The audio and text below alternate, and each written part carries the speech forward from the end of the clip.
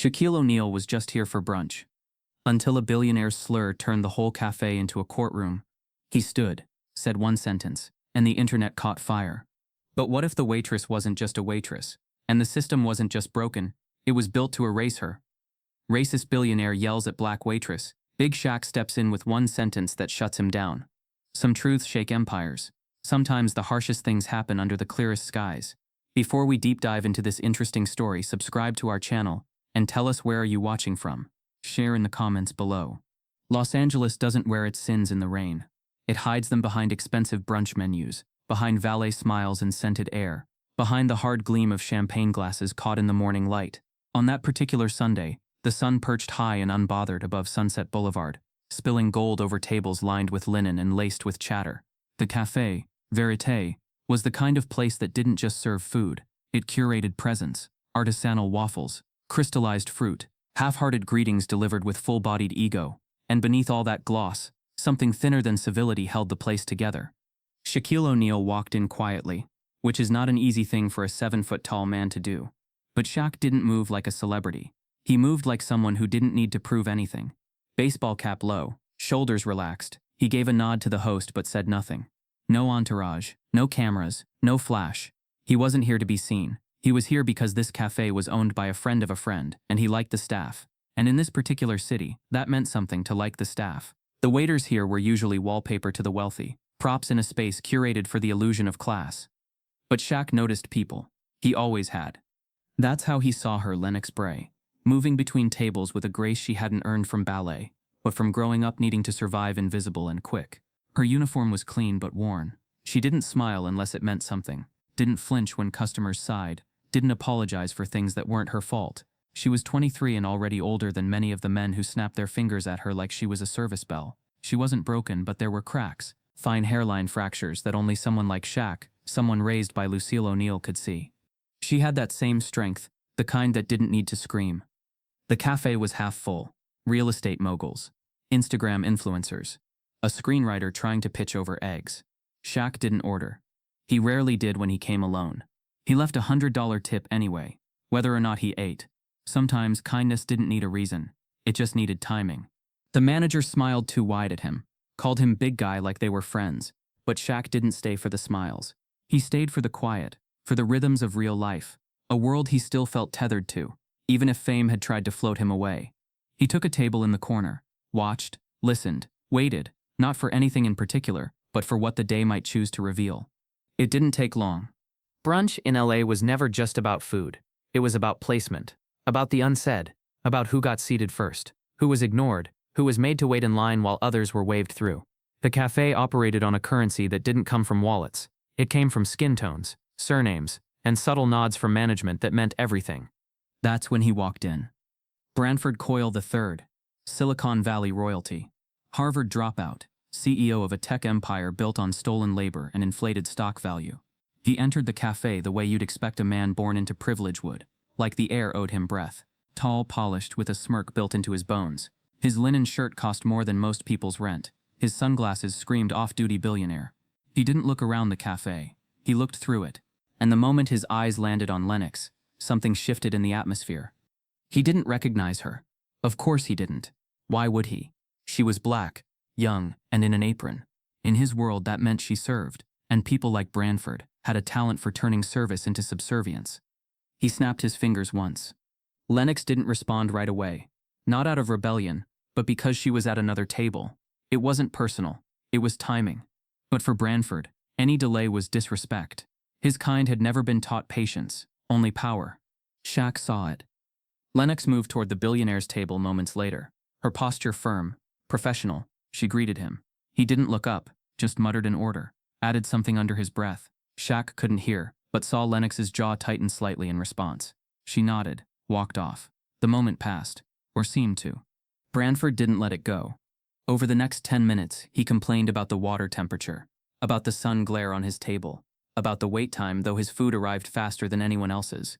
He made remarks loud enough for other tables to hear, not yelling, but loud enough, controlled cruelty, like he wanted others to join in, to validate his condescension. Lennox remained composed. That quiet dignity, it unnerved men like Branford more than shouting ever could. Shaq leaned back in his chair. He'd seen this kind of theater before, where the rich auditioned for each other's approval by mistreating the staff. But something in Branford shifted. When Lennox brought the check, which was paid automatically by card, he accused her of double charging, loudly, publicly. He didn't show her the bill, just claimed it. When she offered to fix it, he cut her off. Then, with a voice cold enough to turn the sun dark, he said the words. Not all of them. Just enough. The tone that dripped with accusation, superiority, something older and deeper than mere arrogance. He called her slow, said something about how these people were never trained properly, how basic intelligence was rare in certain communities. Words chosen like weapons, sharpened with generational hate. The cafe went silent. Forks paused midair. Conversations froze. Even the sunlight seemed to dim for a second, like it was ashamed to shine on what had just happened. Shaq stood up. Not dramatically. Just stood. He didn't raise his voice. He didn't clench his fists. He didn't look for attention. He just looked at Branford. A long, quiet stare. The kind that reached into a man's soul and asked, "Are you proud of this?" Then, with the weight of history in his chest, Shaq said one sentence. One sentence that didn't roar, but echoed. The cafe held its breath. Even Branford for a second blinked like he had been slapped without touch. Lennox didn't say a word. She didn't need to. The moment belonged to something greater now. Something woven from centuries of silence, shame, and survival. Something that couldn't be undone by denial or erased with money. Shaq sat back down. His work for the day was done. But the world outside that cafe, it had only just begun to listen. And someone unnoticed in the corner booth had been filming the entire thing. Wealth doesn't always buy class, but it can rent cruelty. Branford Coyle III didn't need an introduction. Not in circles where stock tickers mattered more than stories. And social power was measured by who texted whom back first. His presence was a brand, perfectly pressed, digitally sharpened, and ego-wrapped in white privilege. He walked into Verite Cafe like it was his personal yacht docked on dry land, weaving through tables with that detached swagger money breeds when it's old enough to forget struggle. No one stopped him. Not the host. Not the manager. Not the couple sipping pear mimosas in the corner who recognized him from a tech summit on YouTube. Eyes followed him, not because of admiration, but because of the vacuum he pulled around himself, the kind of gravity that sucked warmth out of the air. He had the look, tall, lean, too smooth to be real. His teeth looked like they'd been polished in a lab, and his sunglasses stayed on even inside, as if sunlight was only a suggestion to him. The scent of something synthetic and sharp followed his tailored blazer, success in aerosol form. Branford didn't sit so much as occupy a space, a table near the window where the light made his watch glint just right. He didn't ask for service, he expected it. The hostess whispered something to the manager, who didn't flinch. They'd seen him before. His firm Coyle Venture Partners had invested in over 24 startups across California, some of which had ties to hospitality tech. Everyone knew that upsetting a man like Branford didn't just cost a tip. It could cost leases, contracts, endorsements, sometimes reputations. That's the thing about men like him. They don't raise their voices because they never had to. The world bends before they need to push. It was Lennox who approached, napkin tucked neatly into the waist of her apron, eyes calm but guarded. She'd waited on everyone from YouTube millionaires to washed-up sitcom stars. She knew how to smile without surrendering. Her job required patience. Her survival depended on it. She greeted him neutrally, as she had 100 others. But Branford didn't respond with neutrality. His first glance was downward, at her name tag, then at her hands, then back up to her face. It wasn't curiosity, it was calculation. He made a point to sigh before speaking, a sigh just loud enough to draw attention from the nearby table. Then he ordered something off menu, a breakfast item discontinued months ago. When Lennox politely informed him, his nostrils flared, not in anger, but in distaste, as if she'd offered him tap water at a gala.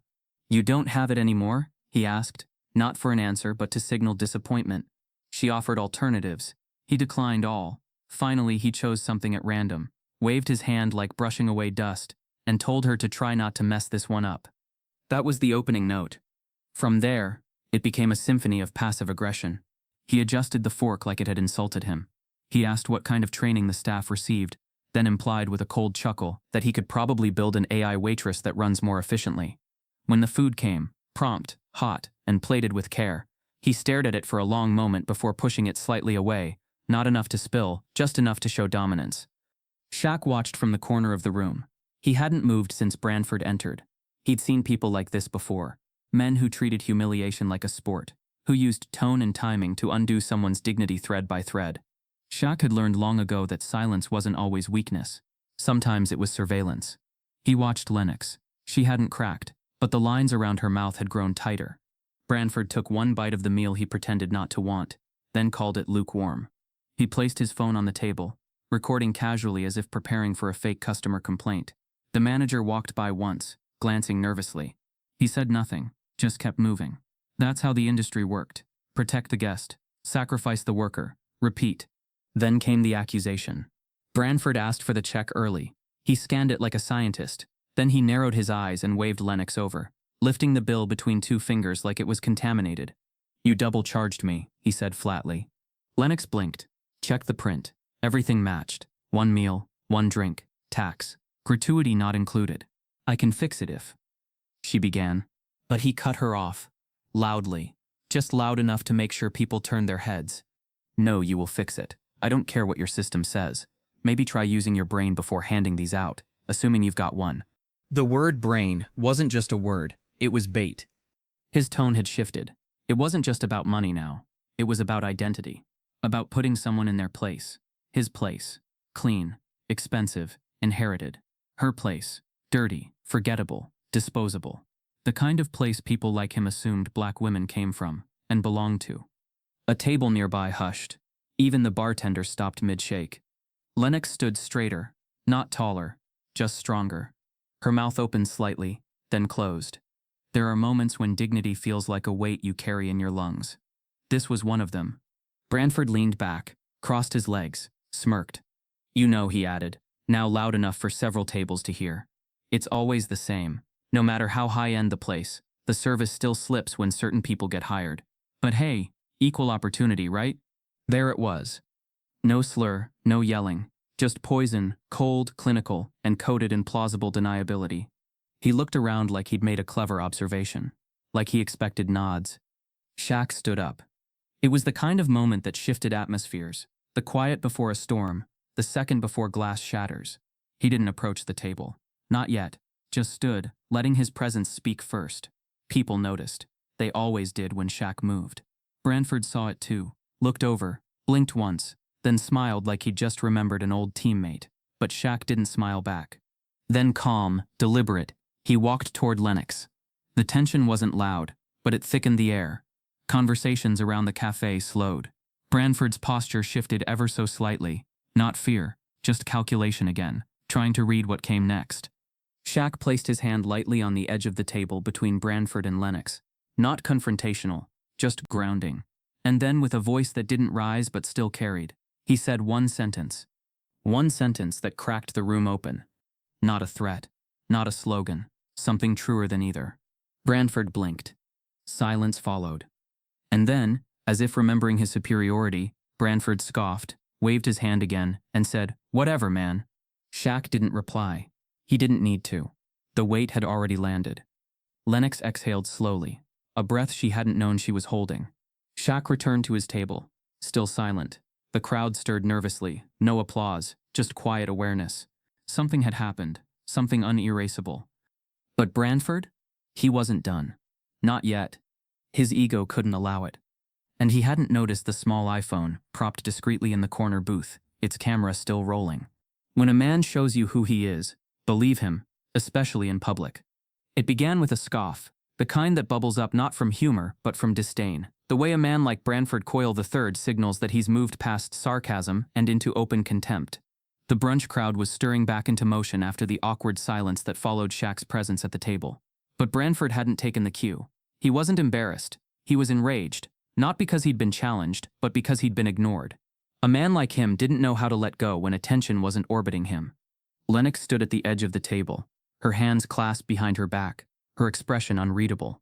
She was trained to absorb insult like rainfall, not because it didn't sting, but because in her world survival often came at the cost of response. But there's a kind of silence that offends certain men more than shouting ever could, and Branford had reached that edge. He didn't rise. He didn't need to. He projected like an algorithm, designed to harm without laying a hand.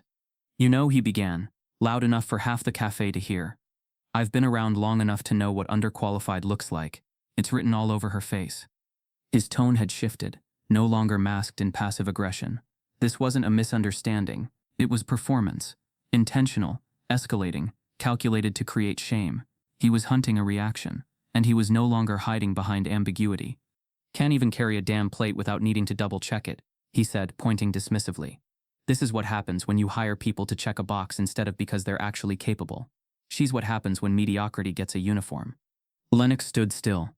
Branford leaned forward, shoulders tight, lips curled in a half-smile of cruelty that men like him wear when they believe they've won something. His voice dropped just slightly, not a whisper, but low enough to sound intimate and vicious all at once. "Bet you don't even have a GED, huh?" he sneered.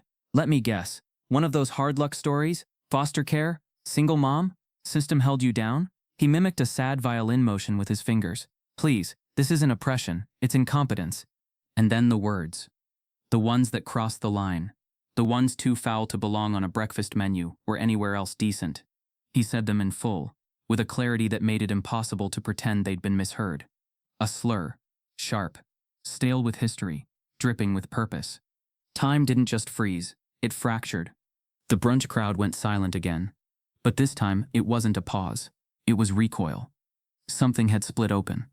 The pleasant illusion of luxury had been stripped down to its bones, and at its center stood Branford, grinning like a man proud of his hate.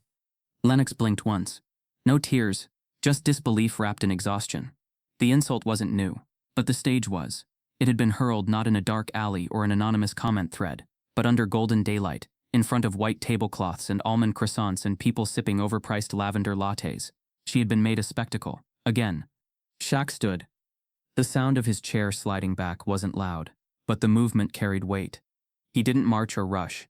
He simply walked toward the table like he was stepping into a moment that had already chosen him. No one stopped him. No one dared.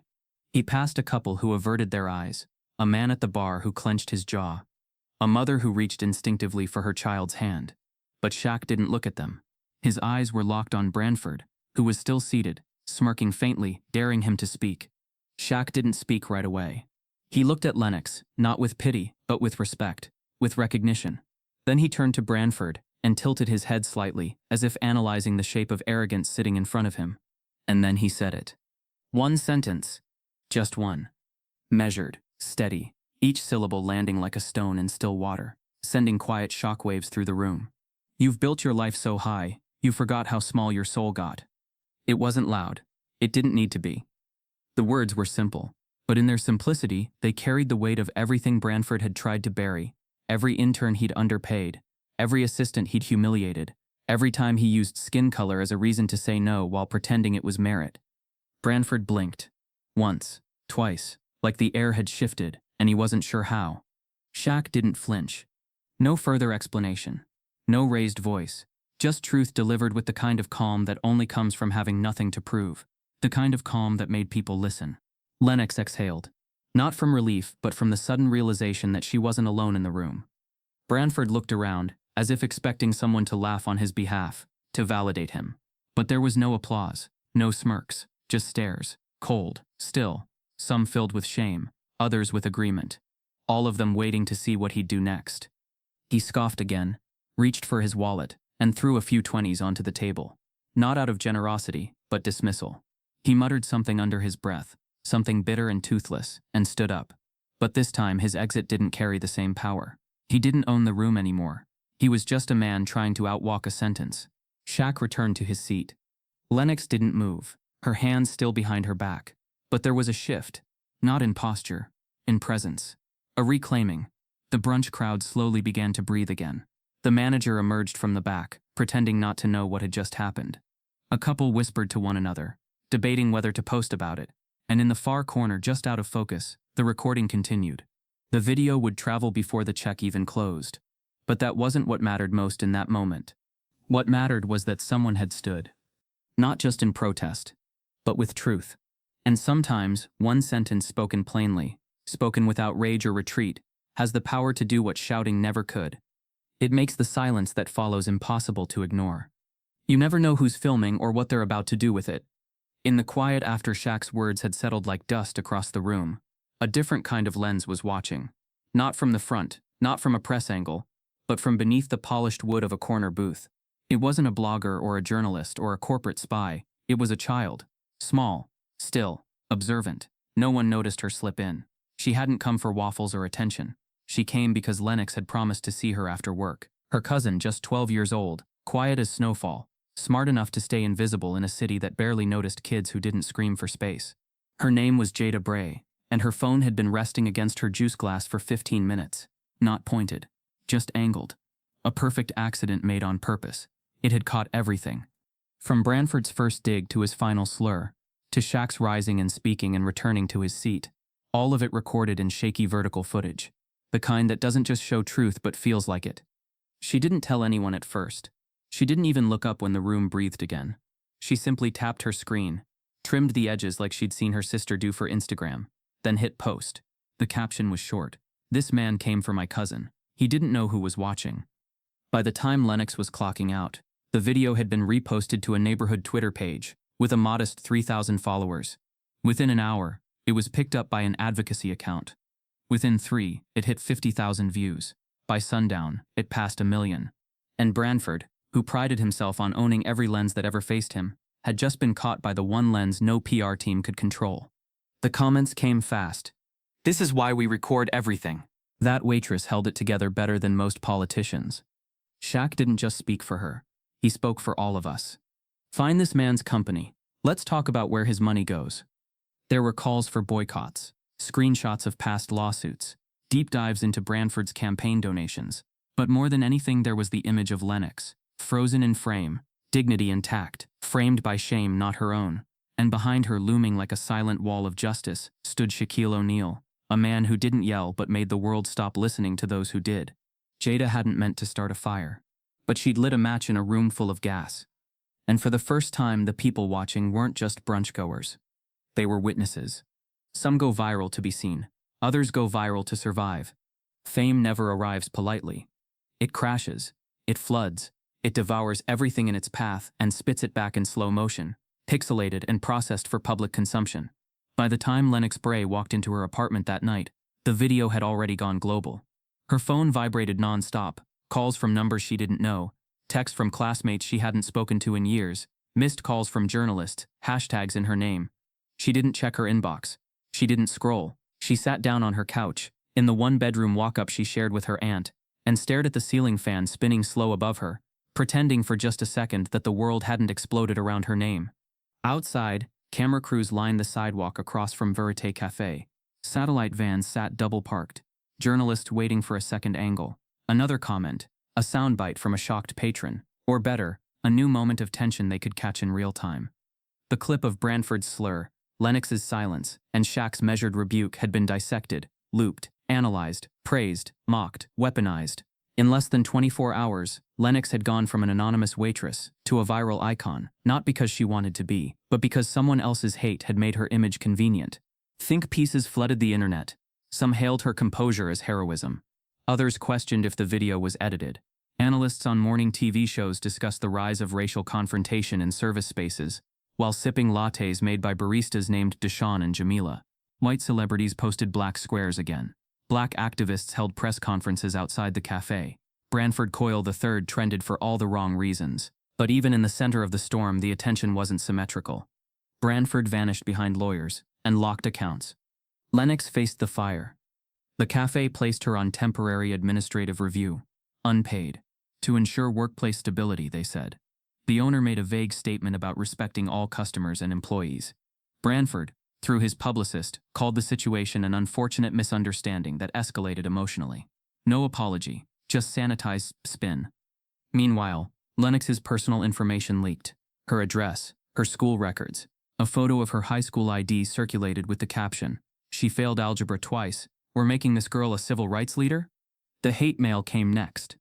Printed letters filled with slurs, envelopes without return addresses, DMs that threatened everything from lawsuits to violence. Always vague, always enough to raise her blood pressure but not call the police.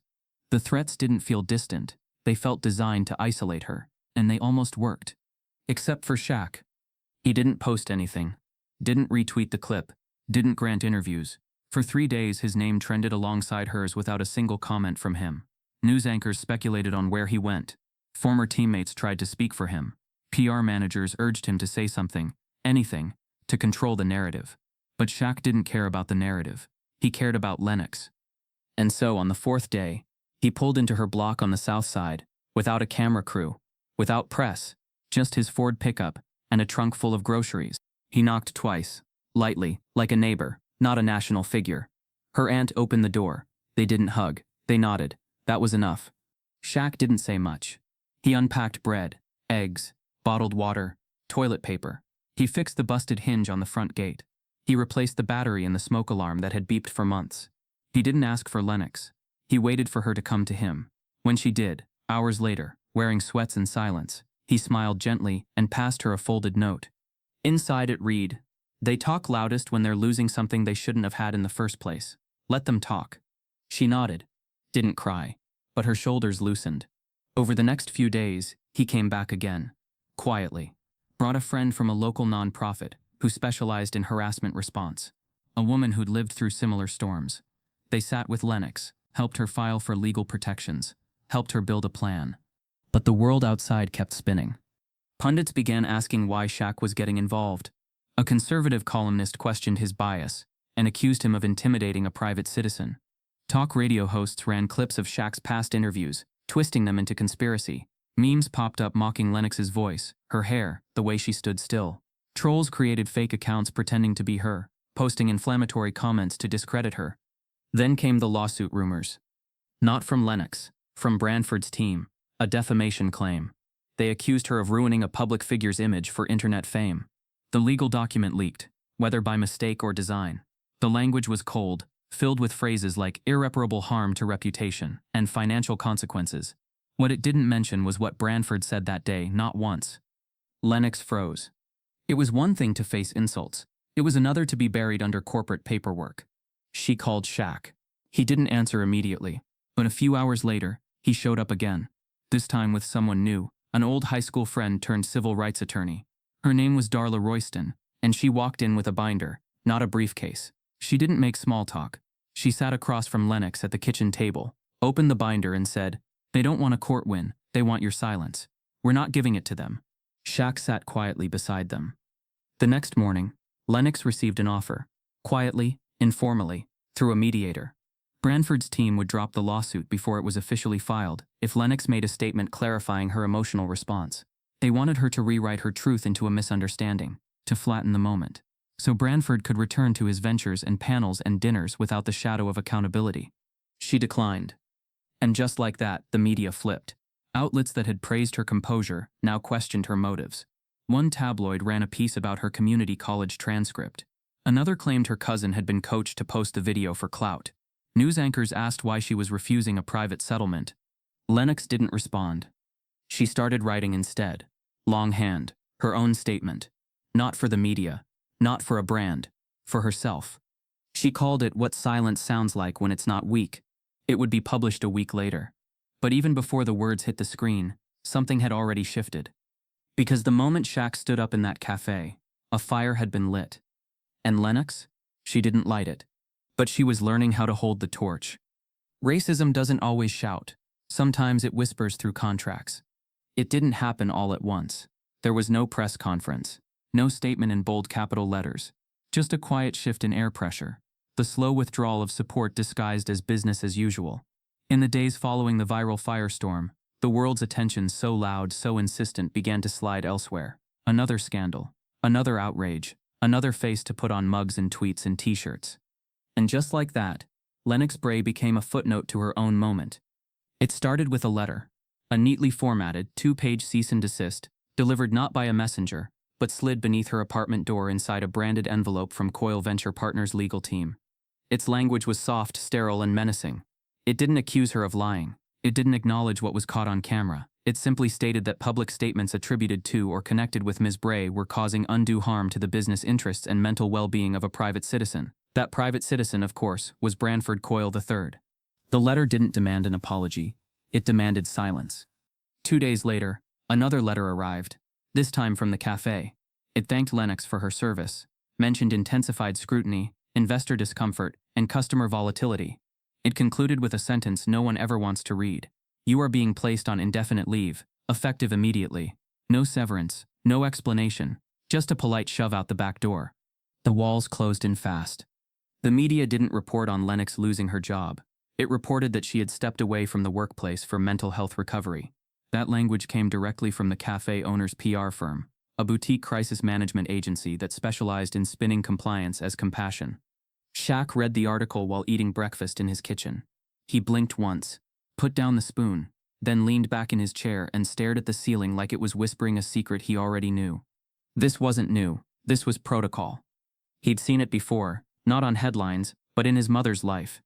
Lucille O'Neill once worked for a management company that promised diversity but practiced elimination. She told Shaq back when he was still lanky and quiet and uncertain, "They'll never drag you into a back alley. That's not how it's done anymore. They'll smile while they erase you. With memos, with handshakes, with signatures. That's how the system eats you, in fine print."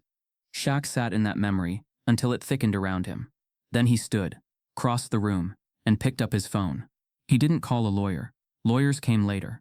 He called Orrin Malloy. Back in high school, Orrin was the only kid who carried a notebook instead of a basketball. He once got suspended for publishing an underground newsletter, exposing how a teacher flunked only the black kids in detention. 2 decades later, Orrin was a Pulitzer-nominated civil rights journalist, known for peeling back corporate skin until the rot underneath showed. Shaq didn't need to explain much. Just said the name Branford Coyle. Said the word contracts.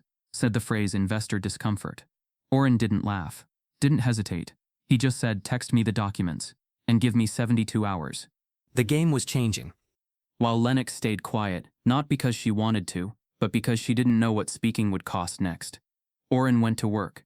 He dug where the public couldn't. Employment records, non-disclosure agreements, racial bias lawsuits settled out of court. What he found wasn't shocking, not to anyone who knew how systems worked, but it was dense, traceable, and irrefutable. Branford's empire wasn't just big. It was hollow. Oil venture partners had a consistent pattern: rapid acquisition of minority-led startups, followed by abrupt executive restructuring. Women and black founders were routinely bought out, gagged with NDAs, and replaced with neutral leadership. All white, all male, all traced back to Branford's inner circle. One startup had even sued for wrongful dismissal of its CFO, a black woman who'd flagged racist Slack messages among the board. The lawsuit disappeared 6 days later. But the smoking gun wasn't in those startups. It was in the staff logs of Verite Cafe. Orrin accessed them through a former HR contractor quietly, anonymously. The documents showed a history of performance terminations disproportionately affecting black servers, all filed under vague categories like attitude issues or incompatible culture. Lennox's file, updated 2 days before her leave, marked with the internal code Category 3 disruption risk. It wasn't just racism, it was architecture. Engineered discrimination disguised as professionalism. Shaq reviewed the findings in Orrin's garage. They sat under a flickering bulb, papers spread across a table littered with half-empty coffee cups. Shaq's jaw tensed, but his voice stayed low. "They built a machine," he said, "and they've been feeding people like her to it for years." Orrin nodded. "And they never expected one to survive long enough to speak." The next day, Shaq arranged for Darla Royston, Lennox's new legal advisor, to receive the full file. But even then, he didn't make noise. Not yet. This wasn't about spectacle. It was about evidence. Meanwhile, the silence around Branford remained curated. No statements, no interviews. His company quietly updated its hiring portal, swapped out DEI language, reposted a press photo of him smiling with students from a corporate mentorship event in Detroit. His lawyers began reaching out to media outlets, threatening litigation over defamatory framing. But the internet never forgets, especially when it's angry. The cafe owner, too, tried to distance himself, hired a consultant to deliver staff sensitivity training, the kind that fits into a PowerPoint and changes nothing. He offered Lennox her job back, under conditions: no interviews, no posts, no political statements. She declined, again.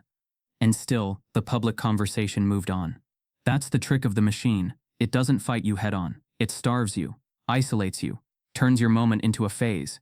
Shaq wouldn't let that happen. He made another call, not to a celebrity friend or an influencer, but to a retired corporate compliance officer named Renee Tavner, who now taught ethics at a small community college in Compton. She owed him a favor. Years ago, he funded her brother's liver transplant without telling the press. Within days, she drafted a formal report. Systemic bias and hostile work conditions documented across 5 of Branford's shell companies. She signed it, notarized it, and sent it to the Equal Employment Opportunity Commission. Quietly. Precisely. Shaq didn't post about that either. Instead, he visited Lennox again. This time, she was different. Not louder, but centered. Like the world had stopped spinning, and she was learning how to stand in it again. She didn't ask what came next. He didn't offer a plan. They sat on the porch, shared a bowl of fresh peaches, and talked about music, school, her cousin's birthday coming up next week. But as dusk set in, she asked one question. What if they win anyway? Shaq looked out over the cracked sidewalk. Thought of his mother. Thought of Oren. Thought of every name hidden inside those files. They won't, he said, because you already broke the part they need most. What's that? The silence. That night, Oren published his piece. It wasn't clickbait, it was a scalpel. Titled Fine Print and Finer Lies, The Invisible Framework of Branford Coyle, it laid out everything, the hiring patterns, the settlements, the codes, the algorithms that quietly erased every voice that didn't match the company's image. It didn't trend, but the right people read it.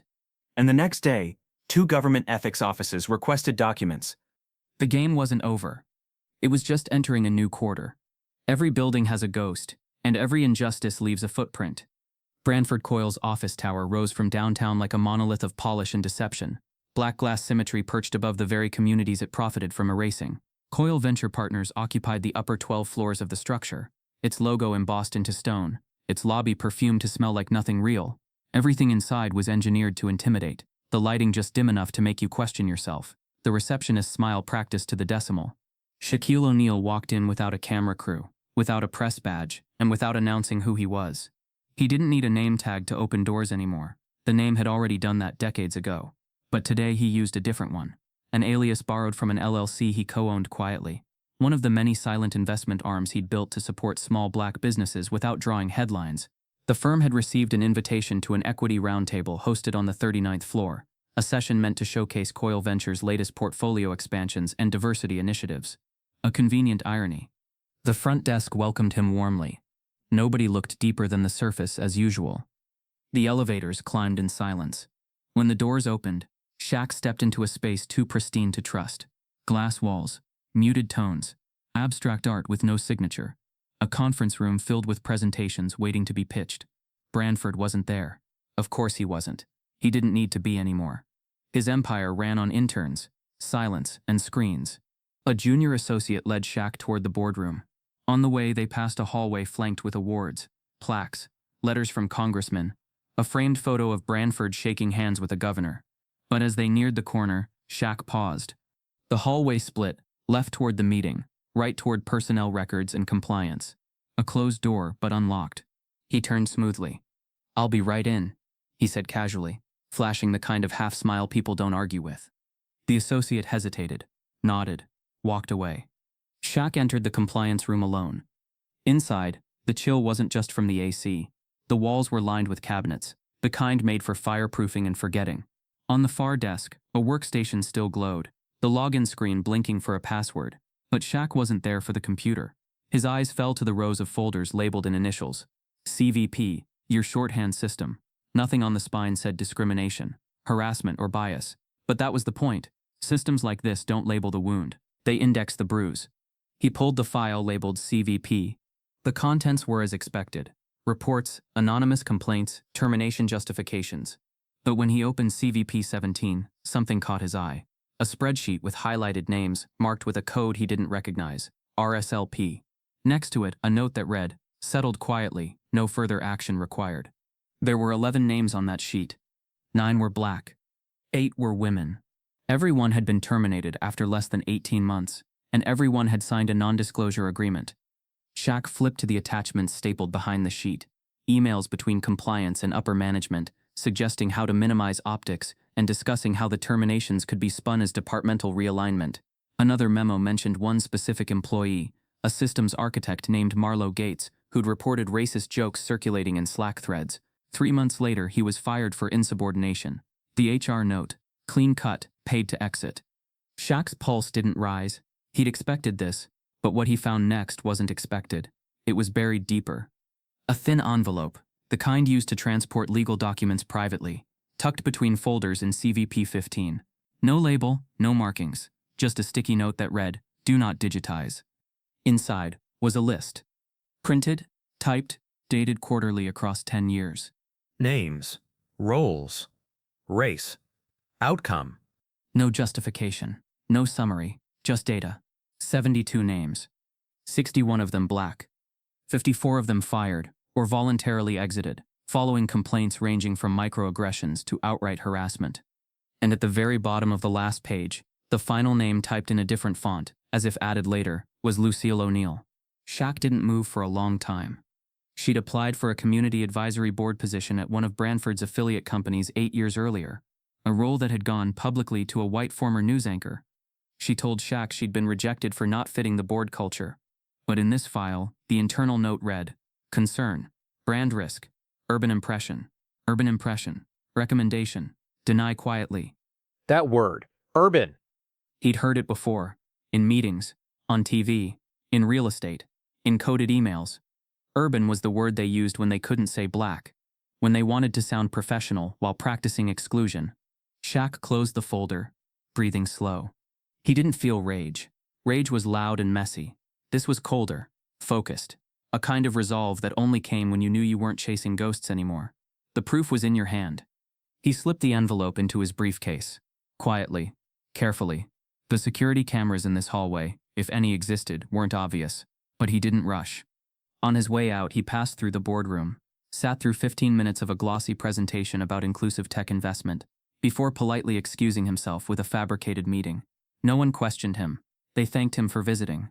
By the time he returned to his truck, he was already texting Darla. "It's worse than we thought. I have the names." She replied in under a minute. "How many?" "Too many. And one of them's my mom." That night, the documents were scanned, cataloged, and stored in 2 separate encrypted drives, one sent to Oren, one sent to Renee. Darla reviewed them personally and found something she hadn't expected. The files didn't just show racism, they showed coordination. Branford and his board had implemented what she described as legalized attrition. They didn't fire black employees for breaking rules. They set rules designed to break them.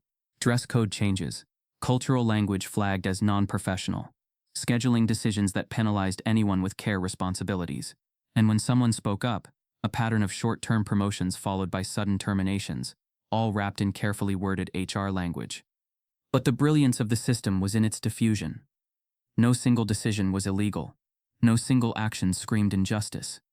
It was the accumulation, a strategy of erosion.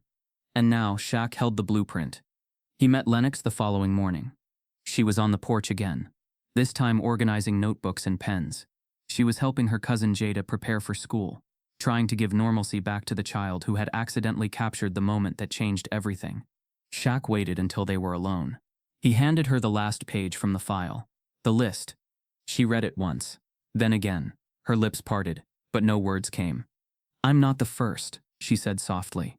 Shaq shook his head. "No," he replied, "but you might be the one who ends it." She didn't respond immediately, just stared out at the street where the pavement cracked, and the wind carried dust between porch rails. Then she said something he'd remember for years. Buildings remember, even when people pretend to forget. And he knew what she meant. Because every system built to erase people also keeps receipts and signatures, memos, hard drives, and walls. And sometimes, all it takes is the right set of eyes to read them. Some ghosts wear your mother's perfume. Shaq had seen a lot of names in the folder, enough to map a pattern, to prove what most people of color already knew, that the system didn't just fail them, it was engineered to. But the last name on the final page wasn't part of a pattern. It was personal. Lucille O'Neill. His mother. Her name sat in faded ink, typed in a slightly different font as though added late or inserted manually. The date next to it was from 8 years ago. The file labeled it B Corp Community Board Applicant Review. There was no formal rejection letter, just internal notes, coded observations, and one phrase that took the breath from his lungs. Too urban, not brand safe. Brand safe. As if her presence, her voice, her skin, her rhythm was a liability in a boardroom designed for photo ops and funding rounds. As if her truth came with a warning label. He sat alone with the page in his lap, the document soft from how many times he'd folded and unfolded it like he was hoping it would say something else, but it never did. He remembered that year. Lucille had been excited, nervous but proud. She talked about bringing community into the room, about making space for real stories in corporate policy. She'd prepared for weeks, studying financials and board reports like she was cramming for a final exam. Then, without warning, she was told the position had been delayed. Later, someone mentioned it had gone to a retired politician. She never spoke of it again. And now Shaq knew why. He didn't cry. He didn't swear. He didn't even text her. He just sat with it. The way a son sits when he realizes the world has tried to erase the woman who made him possible. There was no moment of cinematic rage. No dramatic vow. Just the slow, deliberate sharpening of focus. The kind that forges something stronger than revenge. Clarity. Shaq stood, walked to the whiteboard in Oren's garage, and wrote one sentence across the top in red ink. They tried to erase Lucille. They don't get to erase Lennox. That became the mission. He didn't want a headline. He wanted a fracture in the foundation. Because Lucille hadn't just been denied a seat, she had been deemed a risk. And risks in the world of people like Branford aren't accidents. They're people who can't be controlled. And Shaq, he was done being controlled. By reputation, by contracts, by polite silence. He was going to use their system, the structure they'd built to insulate themselves, and turn it against them. Not with fists, but with proof, with process, with strategy. And this time, the story wouldn't fade in 48 hours. This time, the story had a spine. And a name. The louder the denial, the closer the truth. Los Angeles has always been a city divided by illusion, a skyline of hope, shadowing streets stitched together by contradiction. For every billboard preaching progress, there's an alley behind it hiding the proof that nothing's really changed. And when power gets uncomfortable, it doesn't break, it broadcasts. The first protest wasn't loud. It was quiet, deliberate. A circle of Lennox's neighbors standing outside Verite Cafe, holding signs hand-lettered in Sharpie. Protect black workers. Silence is structure. We saw it. No chance, no broken glass, just presence. Bodies where business preferred stillness. The cafe stayed open for a while. Managers told patrons the disruption was under control, that no one had been harmed. They rebranded their window signage with new community pledge posters, posted photos of smiling staff online. But word spread faster than spin. The footage from the cafe was reposted by celebrities, reshared by advocacy pages, dissected by cable news. And with every repost, the lines outside the cafe grew. By the end of the first week, protests formed in 6 different locations, not just in front of Verite, but in front of other properties linked to Coil Venture Partners. Legal aid groups handed out flyers titled Know Your Rights at Work. A local bookstore started hosting open mics called Speak Like Lennox, where service workers read anonymous stories of humiliation and retaliation. But not everyone applauded. A segment of the city turned fast and loud. Online campaigns labeled Lennox an opportunist. She baited him, they claimed. She wanted the attention. A right-wing podcast ran a segment titled The Racism Grift, turning breakfast drama into profit. Their words weren't new, just louder. The more she refused to fold, the more they needed to break her. Billboards went up in affluent neighborhoods. On one, Branford's PR team plastered his face next to the words, "We build, we don't burn." Another ad urged viewers to move forward together, funded by one of his shell corporations. The intent was obvious: recenter the conversation around civility, erase the root cause. And yet it wasn't working. Because Lennox, who still hadn't taken a settlement, still hadn't cried on cue, finally spoke. Once. No teleprompter, no press handler. Just her, seated on a community center stage next to her aunt and cousin. The room was filled with folding chairs and quiet eyes. She wore jeans and a gray t-shirt. Her voice didn't shake. She said, "You don't have to yell slurs to be a racist. Sometimes all it takes is power, and who you choose to erase with it." That was all. 12 minutes. No tears. No hashtags. Just truth. The clip went viral again. But this time it wasn't just her they came for. It was Shaq.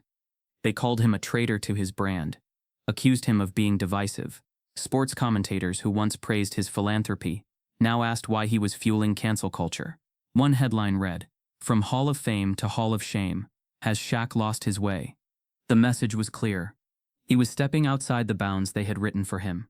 The bounds of entertainment, endorsement, silent strength. They wanted him big, not bold. But Shaq had made his choice. And his silence now would only be louder. So he acted.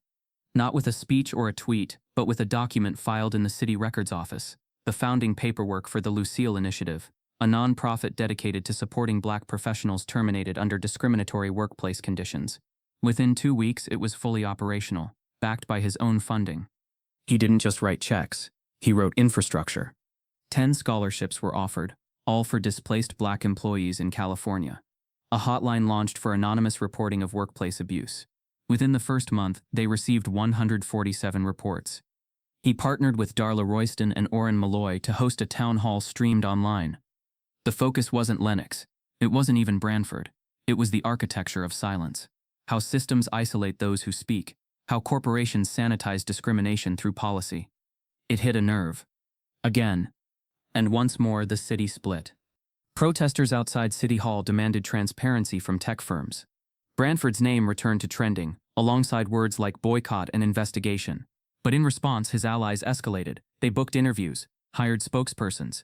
A conservative PAC launched a targeted ad against Shaq, claiming he had weaponized his fame to bully job creators. Then came the open letters. Dozens of corporate leaders signed a statement condemning the growing tendency to punish disagreement with social exile. It never named Lennox or Shaq, but it didn't have to. The lines were drawn. And in the tension, in the noise and fear, Shaq made a move no one expected. He issued a formal public challenge. Not to a protest, not to a campaign, to a debate.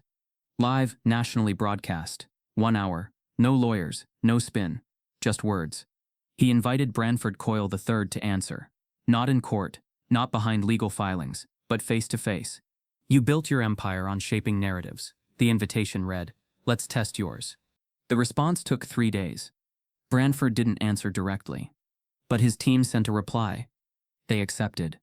The debate was scheduled for 2 weeks later, live on a neutral platform hosted by a major network. A sterile stage, 2 chairs, no audience. In the days leading up to it, the city tensed like a held breath. People placed bets not on who would win, but on how much would be said without saying anything. But Shaq didn't rehearse. He didn't script. He walked through Lennox's neighborhood, shook hands with store owners, visited schools, met with people who hadn't been filmed, hadn't gone viral, people with stories but no platform. He carried no crew, just a notebook. He wrote down things they told him, things they'd lost. Jobs, dignity, voice. Meanwhile, Branford rehearsed under fluorescent lights in his office with advisors, consultants, PR firms, and a media coach flown in from New York. His empire depended on presentation. Shaq's depended on presence. The night before the debate, Lennox left a note on Shaq's porch. It read, "Don't let them shrink you. You're not there to win. You're there to finish the sentence." The next morning, LA stood still. The city wasn't waiting for fireworks. It was waiting for reckoning. Some things don't need repeating, just hearing once. The broadcast began without applause. No countdown, no theme music, just 2 chairs beneath sterile lighting, facing each other across a matte black floor. Branford Coyle III sat rigid, legs crossed, dressed in a navy blazer so stiff it looked vacuum-sealed. He wore the practiced calm of a man raised in boardrooms and camera angles. Shaquille O'Neal sat across from him in a simple charcoal shirt, no tie, sleeves rolled just enough to expose the quiet muscle of lived truth. The network anchor introduced them briefly, then stepped away. No moderator, no script, just time, just words. Branford opened with poise. He spoke in polished sound bites, referencing growth metrics, community investments, misunderstood intentions. He framed the cafe incident as a moment taken out of context, emphasized how emotion in high-stress situations can often lead to unfortunate misinterpretations. Shaq listened. He didn't interrupt, didn't shift. He let Branford stretch his sentences like insulation over guilt. The billionaire spun terms like economic inclusion and diversity strategy, crafted to sound like progress but hollowed by legal review. At the 15-minute mark, Branford pivoted to Lennox. "I have nothing against her," he said, lips tugging into a diplomatic grin. "She's clearly been through a lot. I empathize, but elevating personal misunderstandings into national witch hunts helps no one, especially not the communities we claim to defend." Shaq still said nothing. When asked to respond, he waited, let the silence grow teeth. Then finally, he spoke. "I've sat across from a lot of men like you." He didn't raise his voice. It stayed grounded, like a preacher who didn't need a microphone to be heard. "You keep receipts on who threatens your power, but you don't keep the names of the people you've broken to protect it." Branford smirked. "With respect, Shaquille, you're not here to make a sermon." "I'm not here to save you either," Shaq replied. The anchor, off stage, leaned forward. The control room went quiet. Shaq's next words weren't loud, but they echoed. He turned to the camera, not to Branford, and repeated the sentence he had first spoken at the cafe. You've built your life so high, you forgot how small your soul got. It wasn't just a callback. It was a verdict. He held the moment in his hands, like a bell rang at once, then let the sound do what it does. Travel. It filled the room. It crossed screens. It became a mural the next morning, on a brick wall in South Central. Then a t-shirt. Then a speech. Then a headline. Not because it was poetic. Because it was true. Branford blinked. His jaw shifted slightly. He wasn't used to being named so plainly. Shaq stood. The debate wasn't over. But his part was, he walked off stage without shaking hands, without looking back. Because the sentence wasn't for Branford. It was for the ones watching who'd heard 1,000 quieter versions of the same insult Lennox endured. The sentence reminded them. Someone had finally said it where it couldn't be deleted. And for a while the city breathed differently. But beneath the momentum, something simmered. Something deeper. Because Lennox? She hadn't told them everything. And now, someone else was about to. Sometimes the loudest voice is the one that stayed quiet. Long before she wore an apron at Verite Cafe, Lennox Bray sat at a desk in a tech office 3 floors below the one where Branford built his public image. She'd worked as a temporary data analyst under contract through a third-party firm, a job she barely mentioned, a past she never let define her. But in that role, she'd seen things. She'd flagged things. She remembered the week she noticed inconsistencies in internal termination reports, a pattern involving race, department, and retention time. She brought it to a supervisor, quietly, professionally. Just a suggestion, just a spreadsheet. 3 weeks later, her contract was terminated. No warning, no exit interview, just a cold email, carbon copied with HR. She tried to follow up once, got nothing. She was told the company had restructured the project. The firm cut ties. She went from analyst to invisible overnight. That's when she picked up a side job at the cafe. Something temporary, something quiet. She didn't want another war. She just wanted to breathe. Until Branford walked in. Until he recognized her. Because he did. She saw it in the flicker of his eyes that day. He hadn't remembered her name. But her face, it pulled something out of him. Not fear, but calculation. The same calculation that once signed her exit slip without blinking.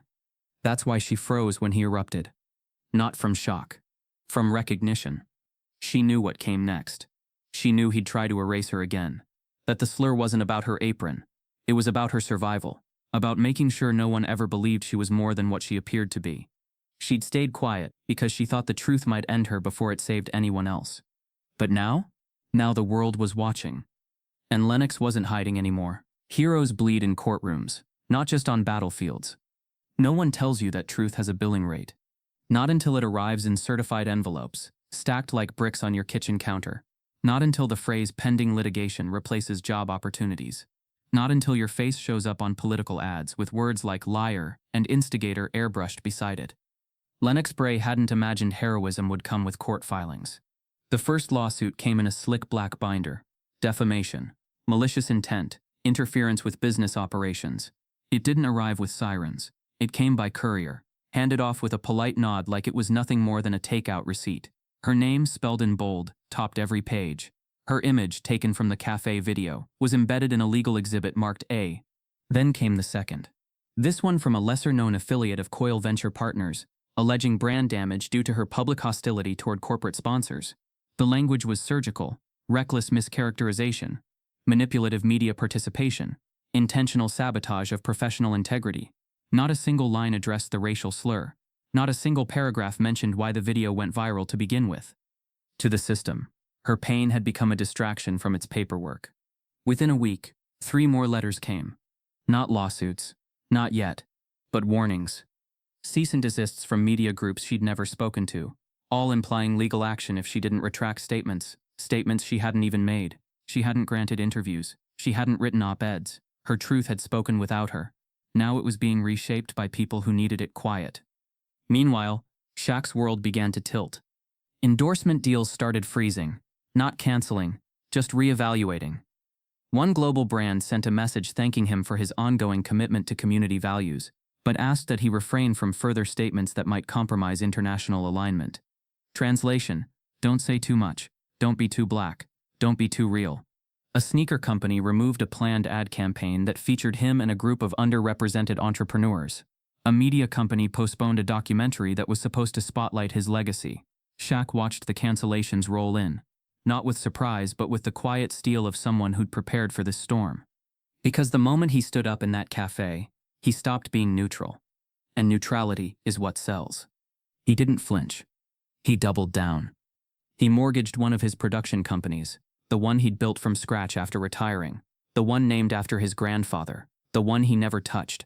Quietly, no press release, no fanfare. He redirected the capital into a legal defense fund under Lennox's name. When Darla Royston asked him if he was sure, if he wanted to consider risk management, he said, "I already managed the risk when I didn't sit down." Lennox found out about the funding from a note left on her doorstep. No signature. Just a single sentence in Shaq's handwriting. "If they bleed you in court, we'll buy every bandage." But money couldn't stop the cultural tilt. The country's mood was shifting, not toward justice, but toward fatigue. Cable news hosts started reframing the story. Has this gone too far? Is cancel culture eating its own? Should public figures stay out of workplace disputes? One pundit accused Lennox of endangering economic freedom. Another called Shaq's actions bullying under the mask of progress. Social media split like cracked pavement. Stand with Lennox trended 1 hour. Shaq sit down trended the next.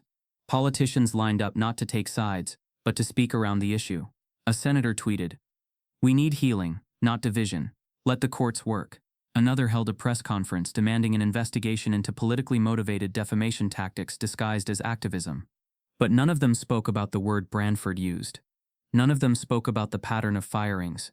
None of them spoke about the file with Lucille's name at the bottom. The narrative had become more palatable than the truth. Lennox stayed mostly out of sight. She went to court, sat quietly in press hearings, signed papers she barely understood. Jada, her cousin, stopped going to school for a week after a teacher brought up the debate in class and asked the kids to vote on which side they supported. Lennox didn't complain. She just pulled her closer at night, like her arms could protect the girl from what opinion had become. Then came the hush offer. A law firm unaffiliated with Coil Venture Partners requested a private meeting. Darla attended on Lennox's behalf. They presented a proposal, $2.1 million in non-disclosed settlement compensation. The condition? Total silence. No statements, no interviews. A full withdrawal from social media, legal action and activism. It wasn't just a gag order. It was an erasure. When Darla relayed the offer to Lennox, there was a long silence. No reaction. Then Lennox asked one question. "Do I still get to see my name in court?" Darla said no. Lennox declined the money. The next morning, her bank account was flagged for suspicious activity. A fake GoFundMe using her name had surfaced, collecting thousands under false pretenses. The press latched onto it immediately, calling it a scam, even though Lennox hadn't touched the page, hadn't even known it existed. She issued a statement through Darla's office denying any connection, but by then damage had already been done. That's how systems fight back. Not with fists, with shadows. They plant doubt, they wear you down. They make the truth exhausting. But Shaq didn't let it rest. He met with 5 civil rights foundations in 1 week, quietly aligned their strategies, created a task force of data analysts, lawyers, and journalists to examine how corporations use soft retaliation to silence whistleblowers. He called it the Gravity Team. Because standing tall isn't just about rising. It's about pulling others with you. When a reporter asked why he was doing all this, why he was risking his money and legacy, he said, "Legacy doesn't matter if your silence makes the next kid invisible." And somewhere deep in the legal halls where Branford's team thought the clock was running out on this story, they realized something chilling. Lennox wasn't alone. And neither was the truth. It had muscle now. And money. And voice. Not loud. But steady. Unstoppable. One sheet of paper can weigh more than 100 apologies. It arrived in a plain manila envelope. No return address. No sender. Just for her, written in fine pen on the front. It was left at the legal office where Darla Royston had been fielding Lennox's defense. Dropped into the lobby mail slot sometime between midnight and morning. Unmarked and unnoticed until a junior clerk went looking for a delivery that never came. The envelope wasn't heavy, not physically. But the moment Darla opened it and unfolded the single-page letter inside, the air in her office shifted, as if the truth had been holding its breath and had finally exhaled. The letter was typed. Clear, direct, and dated nearly 2 months before the cafe incident. It was signed, not formally, but with initials, KR. The contents weren't speculation, they weren't opinion, they were confession. I've worked under Branford Coyle for 6 years. I've seen every hire, every fire, every strategy shift masked as culture fit. I kept my head down because I thought surviving inside the system meant I could help change it from the inside. But I can't unsee what I've seen. This isn't business, it's sabotage, especially when it comes to black staff. The writer identified themselves as Branford's executive assistant, someone with access to internal HR chains, private meetings, and interdepartmental evaluations. They laid it out in bullets. 3 recorded HR sessions where complaints about racial bias were dismissed as emotional overreactions. 2 flagged Slack threads containing derogatory language that were quietly archived without further investigation. A shared document nicknamed Quiet Rotation, used to track employees considered brand unstable based on language, background, or interpersonal discomfort levels. 6 exit agreements pushed through legal within 48 hours of those employees voicing concerns. All were black. The letter ended with a single paragraph that felt like a knife sheathed in honesty. Lennox Bray was one of them. She saw what she wasn't supposed to. She said what no one else dared to. That's why she was removed. That's why I kept quiet. I don't want to keep quiet anymore. Darla read the letter twice before calling Shaq. He didn't speak as she read it aloud over the phone, just listened. Then he said, "Scan it, lock it, deliver it." By noon, copies of the letter had been uploaded to 3 secure legal archives, 2 civil rights organizations, and 1 journalist who had previously exposed misconduct at a global consulting firm. That same night, an encrypted drive was hand-delivered to the office of an independent labor ethics watchdog. And Lennox? She read the letter while seated in her aunt's kitchen, the same table where she'd once sat figuring out how to split rent after losing her analyst job. She didn't say much, just ran her finger over the initials at the bottom and whispered, "KR," like she was searching for a memory to match the signature. Jada sat across from her, silent, watching. "What does it mean?" the girl finally asked. "It means," Lennox said slowly, "someone finally told the truth, from the inside." The next morning, headlines changed. Not blogs, not social media posts. Actual headlines. Confidential letter from Coyle insider leaked. Whistleblower details systemic bias, targeted removals. Evidence confirms pattern of black employee terminations. The media storm reignited with sharper edges.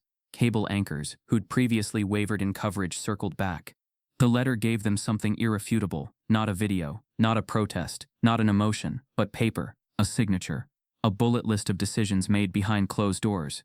Public pressure mounted again. Activists demanded congressional review. Civil rights groups called for federal workplace investigations into all companies linked to Branford Coyle's portfolio. The Equal Employment Opportunity Commission announced a formal inquiry. Still, no comment from Branford. His team denied the letter's legitimacy, claimed it was fabricated, claimed there was no KR on staff, but the internet responded quickly. A former Coyle employee posted a screenshot of an internal Slack message signed -KR. Another shared an old LinkedIn post showing a smiling woman in a red blazer, Karen Rutledge, former executive assistant to Branford, whose profile had been recently wiped clean. People connected the dots faster than PR teams could erase them. And Shaq? He made no public statement. But that day, he wore a new shirt during his foundation's live stream, plain white, with just 3 letters across the chest. KR, no caption, no commentary, just tribute. Because sometimes justice doesn't arrive with sirens. Sometimes it arrives on paper, typed in quiet truth, signed in courage, and sent without a name, because some names are too close to the fire to survive it but burn just enough to light the way. Some men fall in silence. Others crash so loud the earth remembers. It didn't end with a press conference. Branford Coyle didn't go out in handcuffs or to the sound of protesters chanting outside his penthouse. He didn't cry on television or release a tear-stained apology. He did what powerful men often do when the tide turns against them.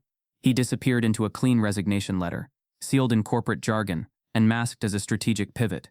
The board accepted it unanimously. By then, the damage had metastasized, not just to Branford's image, but to the empire he'd built by stitching exploitation into its foundation. His resignation was a formality. The rot had already set in. The leak had exposed more than one letter. It had cracked the architecture.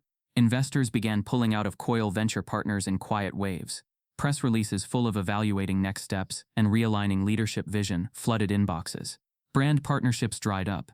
Tech startups scrambled to sever ties. The money didn't vanish overnight, but the faith did. And in systems like his, faith is the real currency. Branford's official statement, released 3 days after his resignation, claimed he wanted to refocus on family and personal growth. It didn't mention Lennox. It didn't mention racism. It certainly didn't mention the 72 names now circulating in open-source investigations. He walked away without answering for the harm. But he didn't walk away untouched. Because sometimes downfall isn't a collapse, it's erosion. Public trust, once cracked, never heals clean. And while he disappeared behind legal shields, something else took shape in the vacuum. Lennox Bray declined the second settlement offer. This one came with more zeros. A statement written in soft legalese offering compassion-based closure in exchange for her silence. It came with benefits, with non-disparagement clauses, with promises of confidential wellness funds. She read it once, then shredded it. Instead of cashing out, she built something, slowly, from the same kitchen table where she once broke down over a spreadsheet and a pink slip. She filed articles of incorporation for a nonprofit called Tilt, not a foundation, not a charity, a network for whistleblowers, service workers, and professionals fired under discrimination disguised as bureaucracy. Tilt didn't offer just legal aid. It offered mapping, tracking, story preservation, names, patterns, a way to take what the system tried to erase and make it visible, undeniable. She didn't go viral again. She didn't need to. Because her work wasn't noise, it was infrastructure. Grassroots legal advocates joined. Civil rights law students volunteered for intake. Teachers, librarians, food service workers, all found a new kind of address for justice. And Shaq? He stepped back, not into hiding, but into something rarer, mentorship. No cameras followed him to the rec centers. No press releases followed the seminars he started hosting for young black athletes on contract language, labor rights, and identity ownership. He wasn't building his brand anymore. He was building bridges. He turned down a documentary deal, turned down an honorary award, told one reporter, "I didn't do this to be quoted. I did it because Lucille raised me to know silence is how they win." He started showing up at court hearings, not to speak but to sit, in the back, present, steady, a mountain in a hoodie. When reporters tried to talk to him, he declined politely. When they asked what he thought of Branford's downfall, he just said, "The truth doesn't need my reaction." By the end of the year, Tilt had filed amicus briefs in 3 major civil rights cases and helped 6 wrongfully fired workers reinstate claims that had previously been dismissed with prejudice. None of this made headlines, and maybe that was the point. Because the end of Branford wasn't about Branford. It was about something older, larger. About how a waitress with a broken apron seam could stand her ground in the face of money, machinery, and narrative. About how a man famous for his size showed the world what moral weight really looks like. About how systems break people in small, quiet ways, and how people, when they stand tall enough, can break the system back. Not by yelling, not by burning, but by refusing to be erased. Branford Coyle would be remembered, not for the apps he funded or the money he made, but for the moment his empire collapsed under the weight of a single sentence, spoken by someone who didn't need a podium to be heard. And Lennox Bray? She'd never apply for another job the way she once had. But she would teach others how to write their own terms, how to read the fine print, and more importantly, how to rewrite it. Because redemption doesn't wear a suit. It walks quietly, builds slowly, and rises without permission. Sometimes, the win is in the echo, not the applause. The cafe had changed. It still sat on the corner of Sunset and Wilcox, tucked under the canopy of jacaranda trees that shed purple petals in waves. The sign was new, cleaner font, darker wood. The name had been shortened to Very, a sleek rebrand, softer and simpler. But to Lennox Bray, it still smelled the same: citrus polish, toasted sourdough, espresso, memory. Months had passed since the day her silence became the spark. Since a slur turned into a sentence, and a sentence became a movement. Since the world had tried to erase her, then frame her, then define her. Now no one noticed her walking in. And that was a kind of peace. The hostess didn't recognize her.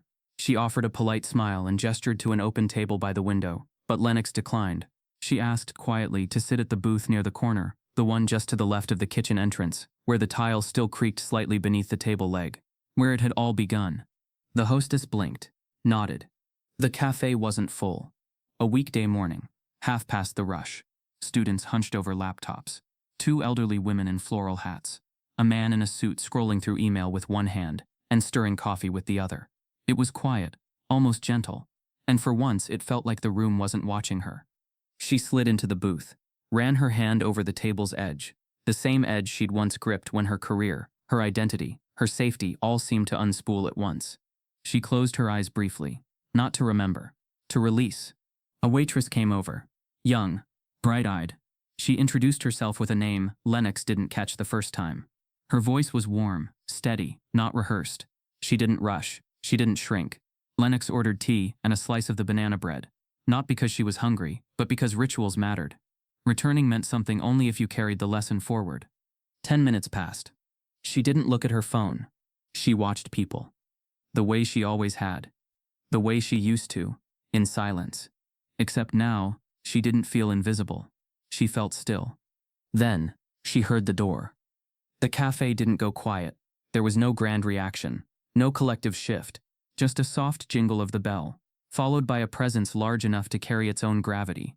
Shaq walked in slowly, not because he was tired, but because he never moved like the world owed him space, only time. He wore no entourage, no suit, no camera gear, just a gray hoodie, black jeans and a pair of worn sneakers that creaked faintly as he stepped across the tile. He saw her instantly. They didn't wave. They didn't smile. They just locked eyes. Then he walked over and slid into the booth across from her. No menu. No small talk. Just shared air. The server came, did a small double take, then recovered quickly. You want anything? Whatever she's having, Shaq said, voice low. She nodded, smiled, and left them to it. The silence between them wasn't awkward. It was earned, built from moments when words weren't needed because everything important had already been said. Not on microphones, not in interviews, but in the spaces where dignity lives. Shaq glanced around the room, then leaned back. Looks cleaner, he said finally. Lennox didn't answer right away. Then, new management bought out the original owner, settled with 3 ex-employees, all black. He nodded. Good. She reached into her bag, pulled out a small envelope, pushed it across the table. He didn't open it right away. What's this? He asked. A receipt, she said, for the mortgage you took out. Shaq raised an eyebrow. I told you, she added, you weren't going to carry that alone. Inside was a check, not for the full amount, but close, enough to cover the down payment. The money had come from her speaking fees, a publishing deal, and a grant awarded to Tilt by a collective of grassroots donors. No corporate strings, just people who believed in what she was building. Shaq didn't say thank you. He just reached across the table and tapped his knuckle gently against hers. Then he pulled out a notebook. Same kind he always carried. Leather-bound, spine-worn. He flipped to a page, handed it to her. It wasn't a plan. It was a list of names. Not names of abusers or offenders or violators. Names of kids. Boys, girls, teens. Ages 14 to 21. All of them black. All of them athletes, artists, coders, poets. All of them connected to his foundation. And all of them had dropped out, lost scholarships, or been expelled after speaking out about mistreatment on campus or in the workplace. They're scared, he said. Not of failure, of retaliation. She looked at the names. This why you called me last week? He nodded. I want you to build something for them. Not a PR move, not a shield. A real mechanism. Access to lawyers, mental health support, rep rights, a place to land when they get pushed. You don't want me to run it, she said. No, he replied. I want you to own it. She stared at him, lips pressed tight. Then she took the notebook and placed it in her bag beside the envelope. Let's start with 10, she said. Their tea arrived, steam rising gently, banana bread cut into 2 slices. They sipped. Around them, life moved on. Conversations resumed. A barista laughed behind the counter. Someone asked for oat milk. Someone else dropped a fork. No one stopped to stare. And that in itself was the victory. Because the world wasn't fixed. But something in it had been cracked. Not broken, but breached. Just enough for light to begin seeping in. Outside, the sun hung high, unbothered, brilliant. A protest banner still clung to a lamppost 2 blocks down. Faded now, fraying at the corners. But still visible, still present. Like memory. Like change. Shaq and Lennox sat for another 20 minutes. They didn't talk about the lawsuit. Or the slur. Or the list. They talked about Jada's writing competition, about Lucille's new book club, about the banana bread being a little drier than before. Then they stood, walked out, no fanfare. Just two people who had once been strangers, now linked not by blood or fame or circumstance, but by the cost of standing still when the world told them to sit. Outside the cafe, they paused. Same corner, Lennox said. Different footing, Shaq replied. They didn't hug, just nodded, and walked in opposite directions. The cafe door closed behind them. And somewhere behind some other door, in another office, someone whispered the phrase brand risk again without understanding its history. But this time somewhere else, a name would be remembered. And that memory? It would echo, louder than applause, longer than headlines. If this story made you pause, don't let it end here. Ask who's being erased around you and who's still standing anyway. Share it at your table. Speak it in rooms where silence is too safe. Because every system that survives on silence is terrified of memory. And memory, that's where change begins.